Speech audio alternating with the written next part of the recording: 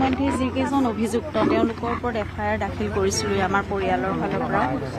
গতিকে যেনেকৈ আমি আশা কৰিছিলোঁ সেইমতে তদন্তৰ কাৰ্যখিনি সম্পাদন হৈছে। সেইকাৰণে আশা কৰা মতে হোৱাৰ কাৰণে আমাৰ ভাল লাগিছে আৰু খুব মানে বহুত কষ্ট কৰি তদন্তকাৰী দলটোৱে গোটেইখিনি SITয়ে এইখিনি ইমান দিন ধৰি কৰিলে।